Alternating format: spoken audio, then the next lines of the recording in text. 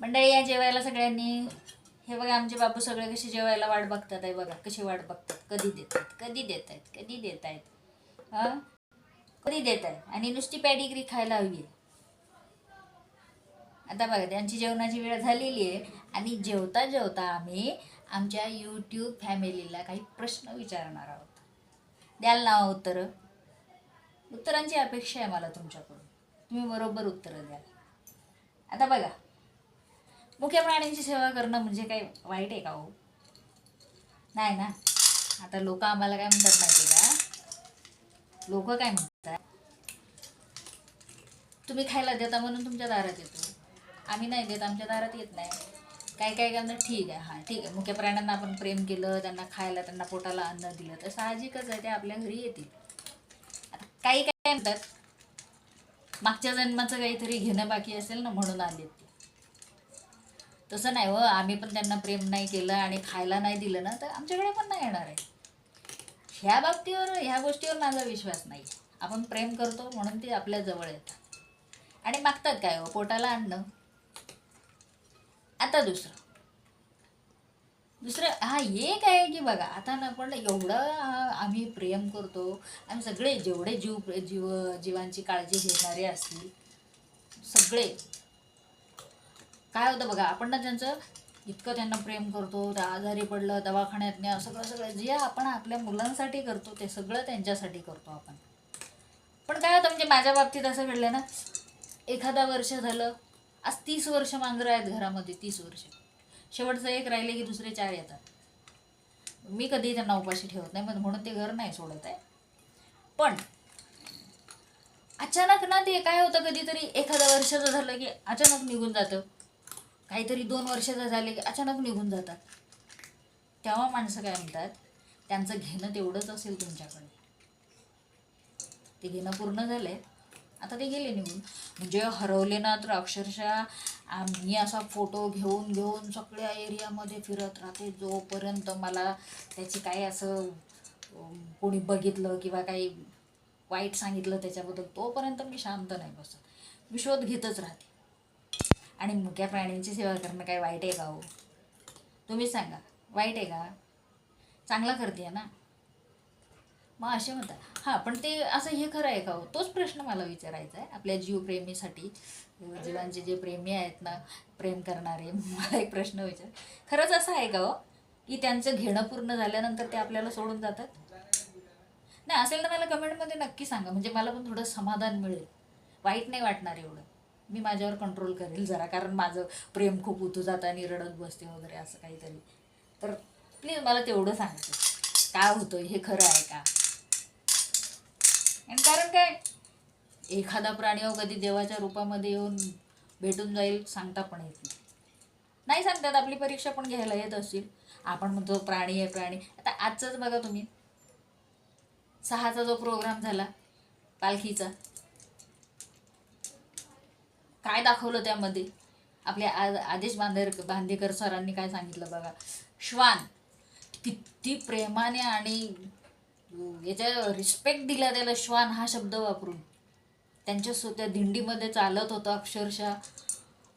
आता ते काय म्हणायचं, आपण असंही म्हणू शकतो ना की माऊलींचा कदाचित त्या दिंडीवर लोक एवढे चालले, त्यांचे ते रक्षणासाठी पण त्या रूपात आले असतील.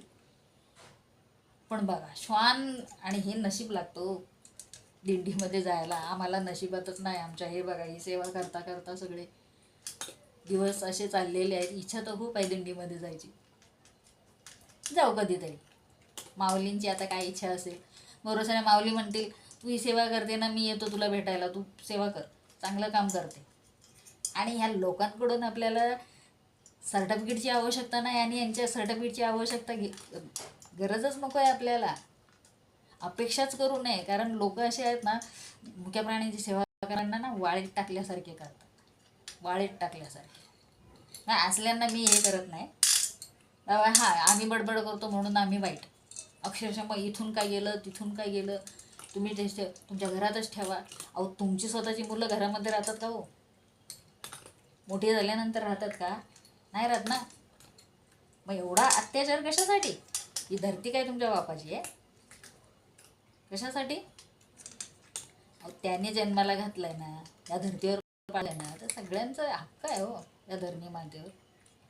सगळ्यांना जगण्याचा अधिकार आहे. आपण का कुणाचा अधिकार घ्यायचा हे राहून? नाही घ्यायला पाहिजे. तेच मला सांगायचं आता जे आहे ते. आणि मी तुम्हाला जो प्रश्न विचारला, खरोखर यांचं घेणं पूर्ण झाल्यानंतर काही जातात का हो हे निघून? मला खरोखर कमेंटमध्ये सांगा, म्हणजे ना मला थोडंसं बरं वाटेल. कमेंटमध्ये सांगा, लाईक पण करा, सबस्क्राईब पण करा ह्या पिल्लांसाठी. म्हणजे बघूया मला, मग तुम्ही जे सांगाल तसं त्याप्रमाणे थोडं समाधान मिळेल मला. पण नक्की कमेंट करायला विसरू नका तुम्ही. आणि ही सेवा मी करते, ही काय वाईट आहे का हो?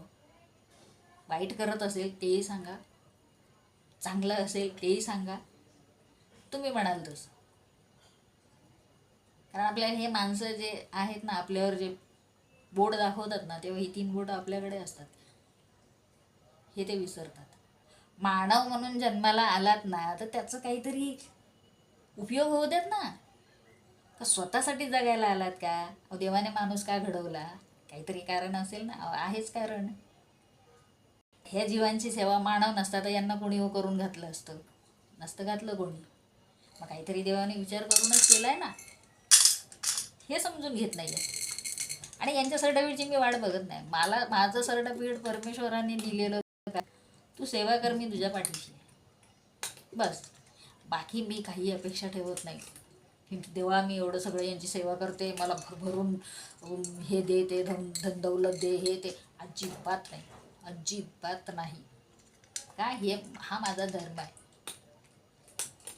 भुकेलेल्यांना खाऊ घालायचं. आणि ह्या शेवटच्या क्षणापर्यंत मी हे करत राहणार.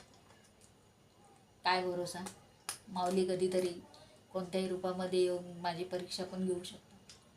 फक्त त्यांनी शक्ती द्यावी. पण माझ्या एका प्रश्नाचं उत्तर तुम्ही आवर्जून द्या. यांचं घेणं पूर्ण झाल्यानंतर हे आपल्याला सोडून जातात का? आणि किती त्रास होतो माहिती आहे? एक मांजर माझा हरवलेला आज 2 वर्ष झाली आहेत. अजून तिला शोधण्याचा प्रयत्न करते. 4 महिने तिच्यासाठी आजारी पडले.